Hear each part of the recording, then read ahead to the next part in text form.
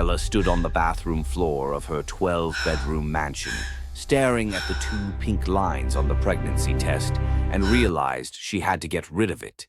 Not the test. The pregnancy. Her hands shook as she dropped the stick into the toilet, flushed it, watched it disappear. Marcus couldn't know. Marcus had made it clear 6 months into their marriage, after she'd mentioned maybe starting a family, that children were a distraction from building legacy. He'd said it the same way someone might say, "We don't have room for a dog." Clinical. Final. Like she'd suggested something mildly inconvenient instead of creating life. She'd nodded then, smiled, agreed. Because that's what you do when your husband is worth $3.2 billion and you signed a prenup that gives you nothing if you leave before year 5. Because that's what you do when you've spent your entire life chasing this exact life and you're terrified to admit you caught the wrong thing. Her phone lit up on the marble counter, a video call from Emma, her identical twin sister. Ella almost didn't answer, but Emma never gave up, so she hit accept and tried to arrange her face into something that didn't scream, "I'm pregnant and I can't keep it, and I don't know how my life became a nightmare." Emma's face filled the screen, flushed and glowing, paint-splattered and laughing. Behind her, their tiny 1-bedroom apartment looked like a bomb had gone off in a craft store. Hell, oh my God, you have to see what David just did. David, come here, show her. Her sister's husband appeared, this broke elementary school teacher who couldn't afford to take Emma to a real restaurant, wearing a ratty sweater and the biggest smile Ella had ever seen. He held up a children's book, professionally bound, with illustrations so beautiful they made Ella's throat tight. "It got published," Emma squealed. After 2 years of rejections, a publisher saw his work and offered him a 3-book deal. "David, tell her the number." $2.5 million, David said, and he sounded almost apologetic about it, like he was embarrassed to have money. Plus, the streaming rights sold for $5 million. "Emma, your broke husband just became a millionaire." They were both laughing, crying, grabbing each other like teenagers. And Ella, standing in her bathroom that cost more than most people's cars, holding a secret that was going to force her to choose between a baby and her entire life, felt something inside her chest crack open. "That's amazing," she heard herself say. Her voice sounded hollow. "I'm so happy for you guys." "Are you okay?" Emma's smile faltered. "Elle, you look—" "I'm fine. Marcus is calling me. I have to go. Congratulations." She ended the call before Emma could ask again, stood there in the silence of her massive, empty house, and finally understood the truth that had been stalking her since the day she married Marcus Chen. Her sister, who'd married for love and lived in poverty, now had everything. Money, partnership, a husband who looked at her like she hung the moon, and Ella, who'd married for money and gotten exactly what she wanted, had nothing at all. This is the story of how 2 identical twins made opposite choices, and how fate made sure they both learned the same lesson, just not the way either of them expected. But this story doesn't start with champagne or paint stains. It starts 23 years earlier, when 2 identical baby girls came into the world holding hands, and their mother whispered to them both, "You'll always have each other." She was wrong, or maybe she was right in a way no one could have predicted. Emma and Ella Richardson were the kind of twins that made strangers stop and stare. Same honey-colored hair, same green eyes with gold flecks, same dimple in the left cheek. Their mother dressed them in matching outfits until they were 12, and strangers in the grocery store would coo and ask if they ever got confused about who was who. But the girls knew. They always knew. Because underneath the identical faces, they were building completely different souls. At 8 years old, Ella found their mother's jewelry box and spent an hour trying on every piece, posing in front of the mirror with clip-on diamonds and pearl necklaces. "When I grow up," she announced to Emma, who was currently trying to bandage a bird with a broken wing she'd found in the backyard, "I'm going to have so much jewelry I'll need a whole room just for it. And a big house. And fancy cars. Lots of them." Emma had looked up from the trembling bird in her hands, confused. "But don't you want to help people? Or animals? Or, do something that matters?" "Being rich matters," Ella had said, so certain it almost sounded like gospel. "Poor people are miserable, Emma. Don't you watch TV? I'm never going to be one of those people worried about money. Never." Their mother had overheard. Sarah Richardson was a nurse who worked double shifts and came home with swollen feet and a smile anyway. She'd sat both girls down that evening, her hands warm and calloused on their small shoulders. "Girls, listen to me. This is important. Marry a man who makes you laugh, not one who just makes money. Money comes and goes, but a good heart, that lasts forever." Ella had rolled her eyes so hard Emma thought they might get stuck, but Emma had nodded slowly, committing it to memory like a sacred text. At 16, the cracks widened into chasms. Ella started dating Tyler Morrison, whose family owned half the car dealerships in their county. He was 19, drove a BMW, and treated Ella like an accessory he could show off at parties. Emma watched her sister change her clothes 3 times before dates, trying to look older, trying to look like she belonged in his world. "He doesn't even ask you questions about yourself," Emma had said one night, watching Ella apply a 3rd coat of mascara. "He doesn't need to. He takes me to nice restaurants. He buys me things. That's him showing he cares. That's him showing he has a credit card, Ella. It's not the same thing." Ella had turned then, and there was something sharp in her eyes, something that made Emma's stomach hurt. "You know what your problem is, Em? You think being broke is noble. It's not. It's just broke. And I'm not going to end up like Mom, working myself to death for scraps." They didn't talk for 2 weeks after that.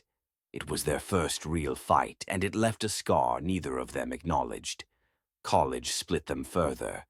Ella went to business school, learned to dress like she already belonged in boardrooms, and dated a string of men whose ages and bank accounts kept climbing. Emma studied art therapy at the state school, worked 3 part-time jobs, and volunteered at a community center teaching kids to paint. She dated occasionally, but nothing serious. She was waiting, though she couldn't have explained what for. At 22, Ella crashed a charity gala with a fake invitation she'd bought online. She wore a dress she couldn't afford, stolen from a boutique with the tags carefully removed, and planned to return the next day. The ballroom glittered with the kind of wealth that made her chest tight with wanting. And that's where she saw him. Marcus Chen stood near the bar, phone pressed to his ear even in the middle of the gala, while people orbited around him like he was the sun. Ella had done her research. 38 years old, tech billionaire, founder of a cybersecurity company worth $3.2 billion. Divorced, no kids, and according to Forbes, one of the most eligible bachelors in the country. She'd walked straight up to him, heart hammering so loud she was sure everyone could hear it. When he finally ended his call, she'd smiled and said, "You look like a man who's forgotten what it's like to be surprised." Marcus had raised an eyebrow. "And you're going to surprise me?" "I already did. You're curious who I am. You've been to 1,000 of these things, and everyone here wants something from you. But I just wanted to see if you were as interesting as your net worth suggests." It was bold, reckless, probably stupid. But Marcus had laughed, a short bark of genuine amusement, and said, "You've got guts. I like that. What's your name?" "Ella. And before you ask, no, I don't need your money. I just think you look bored." He was hooked. They talked for 2 hours. He was brilliant and cold and casually mentioned things like his private jet and his penthouse like they were trivial. Ella matched his energy, pretending she understood his world, laughing at the right moments, touching his arm at the perfect intervals. When he asked for her number, she'd played it cool, made him ask twice. Their first date was on his yacht. The second was in Paris, a spontaneous weekend trip on his jet. The third was at a Michelin-starred restaurant where the tasting menu cost more than Ella's monthly rent. He showered her with gifts, Cartier bracelets, and Chanel bags, and a life that felt like stepping into a movie. But he never asked about her family, never wanted to know her favorite childhood memory, never wondered what made her laugh until she couldn't breathe. After 3 months, Marcus took a phone call during dinner. After 4 months, he canceled on her birthday and sent a $10,000 necklace instead. After 5 months, Ella realized she didn't actually know him at all. But she also realized she didn't care. This was the life she'd wanted since she was 8 years old, and she wasn't going to let it slip away because of something as silly as emotional connection. When Marcus proposed 6 months after they met, Ella said yes before he finished the question. The ring was 8 carats. She posted it on Instagram immediately. Emma sent a text. "Are you sure about this?" Ella didn't respond. Emma met David on a Tuesday afternoon that smelled like rain and turpentine. She was teaching an after-school art program at the community center, helping a 10-year-old named Marcus paint a sunset, when a man walked in carrying a box of supplies. "Sorry, I'm late," he said, slightly breathless. "Traffic was insane, and then I couldn't find parking. And I'm David, by the way. I'm supposed to be co-teaching this class? Though honestly, I think they just felt bad for me because I kept volunteering so much they figured they should make it official." He was rambling, and Emma found it instantly charming. David Harris was 28, taught elementary school full-time, and spent his evenings either volunteering or working on a children's book he'd been illustrating for 2 years. He had paint under his fingernails and wore a sweater with a small hole in the elbow, and when he smiled at the kids, it reached all the way to his eyes. They clicked immediately, not in the explosive, dramatic way of movie romances, but in the quiet way of two people who'd been looking for someone who saw the world the same way. After the class, they went for coffee, then pizza. Then they walked through the park until it was dark, talking about everything, art and teaching and their families and their dreams. David told her about his book, showed her his illustrations on his phone, drawings so beautiful and full of heart that Emma felt something crack open in her chest. "These are incredible," she'd whispered. "David, you have to get these published." "Yeah, well, I've sent them to about 47 agents and publishers.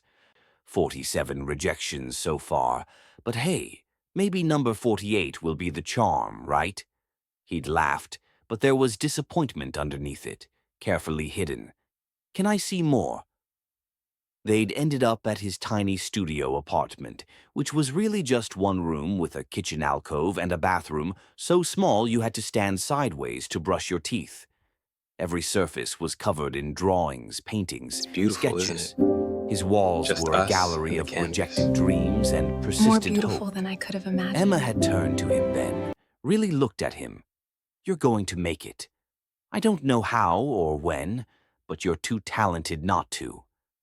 And you're too kind," David had said softly. "But thank you for believing in me. Not everyone does." They'd kissed for the first time that night, gentle and tentative and perfect. Over the next year, Emma and David fell in love the way people do in the real world, messy and imperfect and true. They had picnic dates in the park because restaurants were expensive. They painted together on weekends, David working on his book while Emma developed her art therapy curriculum. They talked about everything, shared everything. When Emma's car broke down, David spent his Saturday fixing it with YouTube tutorials. When David's landlord raised his rent, Emma helped him move into a slightly cheaper place, and they painted the walls together to make it feel like home. "I don't have much," David told her one night, 6 months in. "But everything I have I want to share with you. Is that okay? Is that enough?" Emma had kissed him then, tasting the cheap wine they'd bought and the promise of a future that might never be wealthy, but would always be full. "It's more than enough. It's everything." Ella called that week, drunk and crying at midnight. "Emma? Em, are you there?" "I'm here. What's wrong?" I don't know. Marcus proposed. I said yes. The ring is huge. Everyone on Instagram is so jealous. But why do I feel like this?" "Like what, Elle?" "Like I'm disappearing. Like I'm becoming someone I don't recognize. Is that normal? Is that just what happens when you get everything you want?" Emma had looked at David sleeping beside her in their modest bed, his hand reaching for hers even in sleep. "No, Ella. That's not what happens. That's what happens when you get everything you thought you wanted. You don't understand. You're dating a teacher, Em. You live in a tiny apartment. You don't know what it's like to have options, to have security." "You're right," Emma had said quietly. "I don't have options, I just have David, and I've never been happier in my entire life." Ella had hung up without saying goodbye. The months before the wedding were a whirlwind for both twins. Ella's engagement was featured in society magazines. She quit her mid-level marketing job because Marcus insisted she didn't need to work. She spent her days shopping, planning the wedding, and feeling increasingly hollow. She tried to talk to Marcus about it once, catching him between meetings. "Do you ever think about just spending a quiet evening together? Like ordering pizza and watching a movie or something?" Marcus had looked at her like she'd suggested they move into a cave. "Ella, we have a private chef. Why would we order pizza? And I don't have time for movies. There's a board meeting next week I need to prep for." "I just thought, I don't know. It seems like we never just talk anymore." "We're talking right now.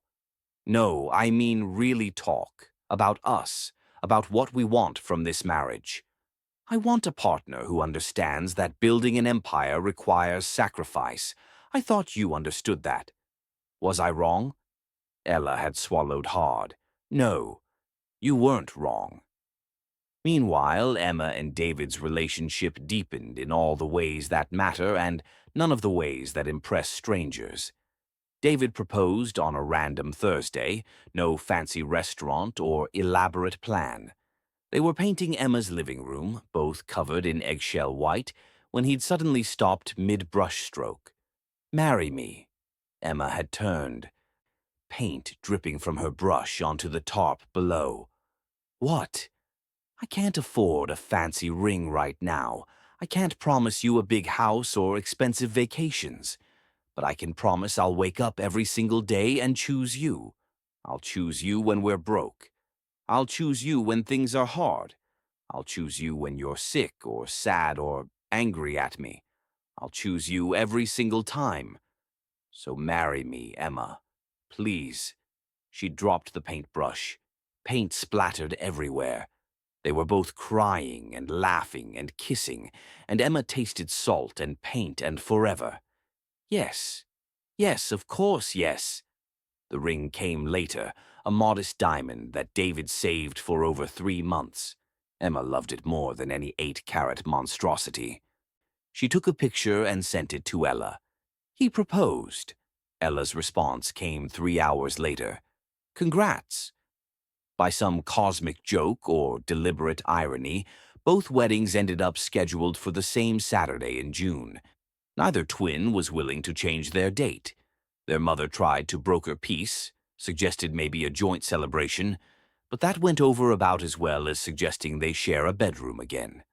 The wedding day arrived with sunshine so bright it felt like the universe was mocking them both. 2 ceremonies, same day, same time. Their mother had to choose, and she chose Emma's backyard wedding. Ella pretended it didn't hurt. Marcus and Ella's wedding took place at the Grandview Estate, a mansion with gardens so perfect they looked artificial. 500 guests, black tie mandatory. Ella got ready in a suite with a team of professionals who made her beautiful without ever asking if she was happy. The dress was custom Vera Wang, $75,000 of white silk and lace that made her look like someone else entirely. She stared at herself in the mirror and couldn't find Ella Richardson anywhere in that reflection. The ceremony was flawless and cold. Marcus stood at the altar checking his watch. The vows were traditional, impersonal, written by the wedding planner. When they kissed, it lasted 3 seconds. Ella counted. The photographer caught everything, including the moment Marcus's phone buzzed in his pocket during their first dance and his fingers twitched toward it. The reception was a performance, ice sculptures, a 12-tier cake, champagne that cost more than her mother's monthly salary. Marcus gave a speech about strategic partnerships that sounded like a TED Talk. Ella's speech was 90 seconds, written by someone else, delivered to a room full of strangers. Halfway through the reception, Marcus disappeared to take a call. Emergency with a Tokyo client. He was gone for 50 minutes. Ella stood by the cake, smiling for photos, while her husband chose business over their wedding reception. No one seemed to think this was strange. This was just how billionaires operated. She locked herself in the bathroom at 11 p.m., sat on the floor in her $75,000 dress, and called Emma. Her sister answered on the second ring, breathless and laughing. "Elle, where are you? Are you okay?" "I'm in the bathroom, at my reception. I can't go back out there, Em. I can't breathe." "Everything is perfect and I'm dying inside, and Marcus left for a phone call an hour ago and no one cares. No one even noticed." "Ella, listen to me. You can leave, right now. Walk out. Come to us." "And go where? I just married him in front of 500 people. I posted it everywhere. I can't admit I made a mistake this big." "It's not too late. It's never too late. You don't understand. You never understand." Ella's voice cracked. "I wanted security and I got it, and now I'm trapped in it. At least you have love. At least David sees you." "Ella." Someone knocked on the door. Marcus's assistant. "Mrs. Chen, your husband is looking for you. Photo opportunity with the mayor." "I have to go," Ella whispered. "Forget I called." She hung up, fixed her makeup, and went back to her wedding. Smiled for the mayor. Smiled for everyone. Died a little more inside. Across town, Emma and David's wedding was chaos and joy in equal measure. Sarah's backyard transformed with string lights and wildflowers in mason jars. 40 people in mismatched chairs. Emma's art students had made watercolor signs. David's students had drawn pictures of the couple that hung like bunting between trees. Emma wore a $200 dress and her mother's earrings. David wore a borrowed suit and cried before Emma even started down the makeshift aisle. The officiant was their friend Mike, who'd gotten ordained online. The vows were handwritten, messy with emotion. David went first, voice shaking. "Emma, I'm not rich. I can't give you a mansion or designer clothes or fancy vacations, but I can give you every part of me. The good parts and the broken parts and the parts I'm still figuring out. I can give you laughter and honesty and a partner who will never stop choosing you. I'll choose you when we're broke, when we're fighting, when you're sick of looking at me. I'll choose you every single day for the rest of my life. That's all I have to offer. Please let it be enough." Emma was crying before she started her own vows.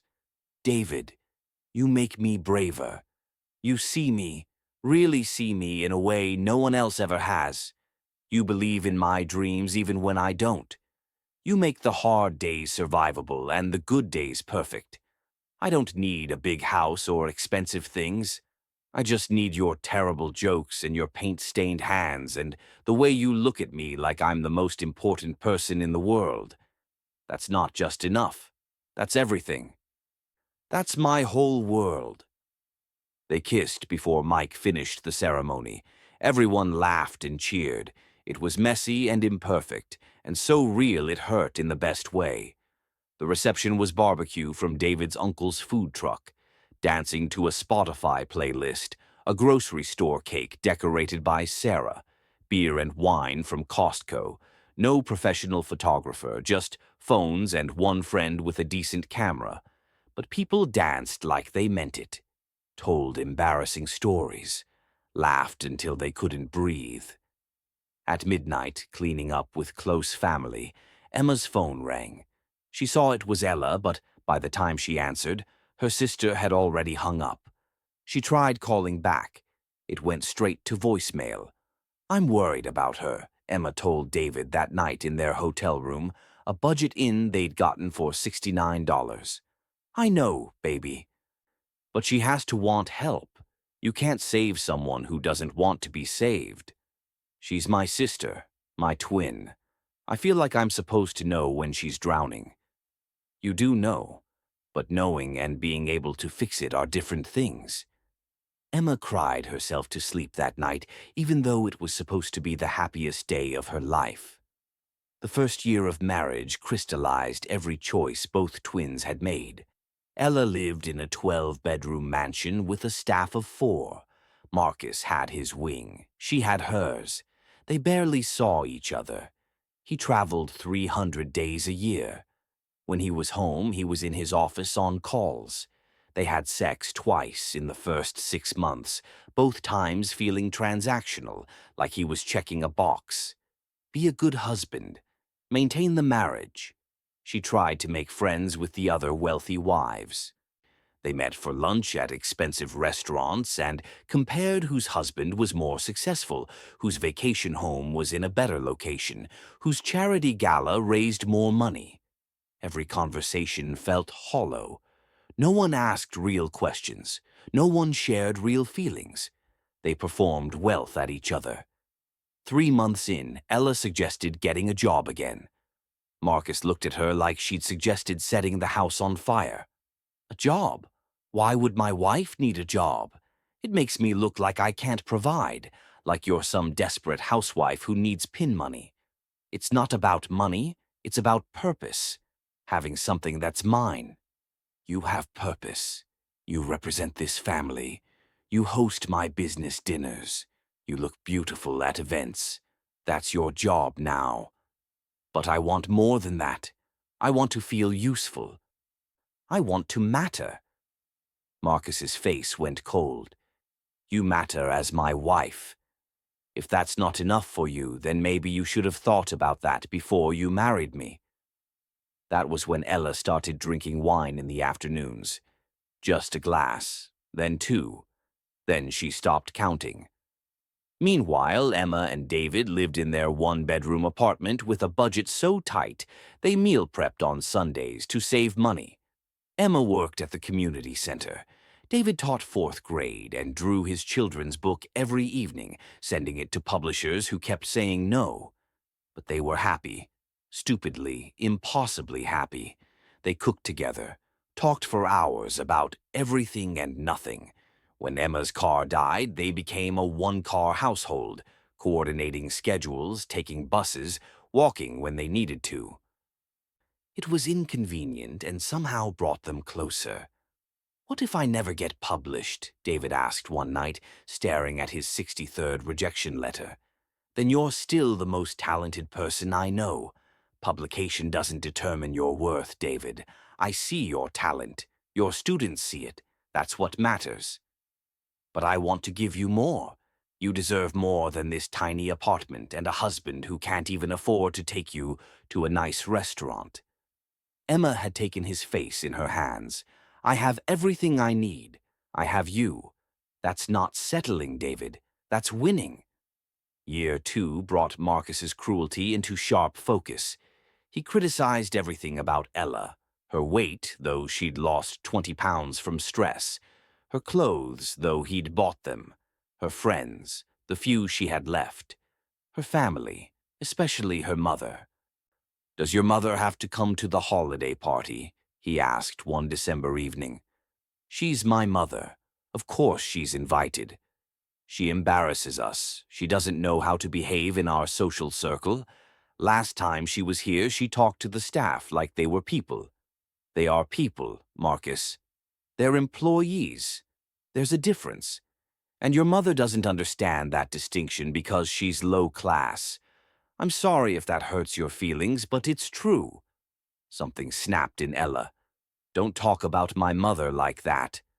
Marcus smiled, and it was cruel. I'll talk about whoever I want, however I want. Everything you have, I gave you. This house, your lifestyle, your credit cards. Without me, you're nothing. You were nothing when I met you, and you'd be nothing again if you left. We both know you won't leave, though. Because where would you go? Ella had run to the bathroom and vomited. Not from sickness, from finally understanding the cage she'd built around herself. That same year, David's book got rejected for the 78th time. He was losing hope. Emma could see it draining from him like color from a photograph.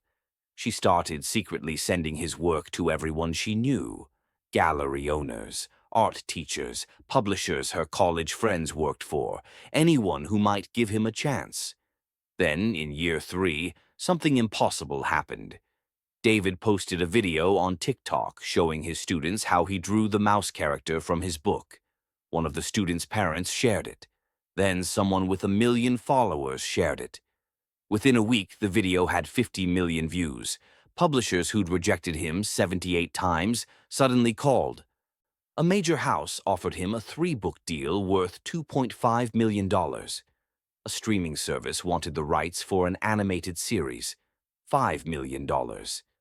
David called Emma at work, sobbing. This isn't real. Tell me this is real. I can't, Em. I can't process this. They celebrated at their favorite diner, the one where they'd had their first date, ordered the same cheap meals they always did. David kept touching the contract like it might disappear. We're going to do so much good with this money, he said, holding Emma's hands.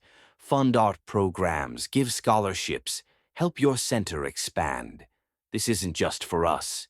This is for everyone who believed in us when no one else did. Emma called Ella the next day, tried to share the joy. The call went to voicemail. She texted. 3 hours later, congrats. One word. That was all her twin could manage. Year 5 brought everything crashing down. Marcus's company got caught in a fraud scandal. Federal investigators raided their house at 6 a.m. Ella watched from the bedroom window as men in suits carried boxes of files to vans. Marcus was arrested, made bail, came home raging. This is nothing, a misunderstanding. It'll blow over. But it didn't blow over. The investigation revealed offshore accounts, falsified reports, investor money that had disappeared into Marcus's pocket. His company's stock crashed, assets froze, and Ella discovered the prenup she'd barely read meant she got nothing if they divorced before year 5. She was 3 months away from year 5. 3 months from being able to leave with something. Then she took the pregnancy test. 2 pink lines. She was pregnant. And Marcus had made it crystal clear he never wanted children, called them distractions and liability. She stood in that bathroom, pregnancy test in hand, and realized she had a choice. Stay 3 more months, get the money, raise a child alone, or leave now with nothing and figure it out. That's when Emma video called, glowing and happy, David holding his published book, and Ella felt the full weight of her choices. After she hung up, she sat on the bathroom floor and finally let herself break. She'd chased money and caught it and lost herself completely.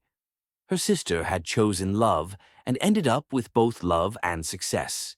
And Ella was pregnant, alone, and trapped. Marcus came home that night. She was going to tell him about the baby, but when he looked at her, irritated that she existed in his line of sight, the words died. "What?" he snapped. "I have calls to make."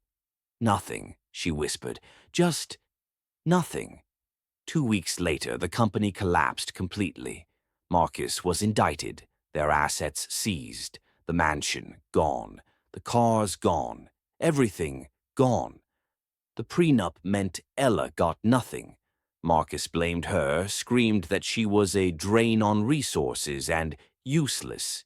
She packed a bag while he raged on the phone with his lawyers, left the mansion with one suitcase and the clothes on her back, pregnant, broke, and finally free.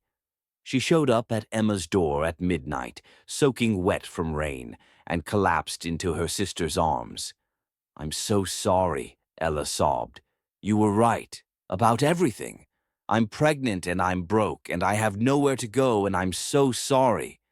Emma held her sister tight. "You're home now. That's all that matters." "You're finally home." David made tea. Emma settled Ella in their guest room, and for the first time in 5 years, Ella slept deeply, knowing she was safe. Over the next year, Ella rebuilt herself.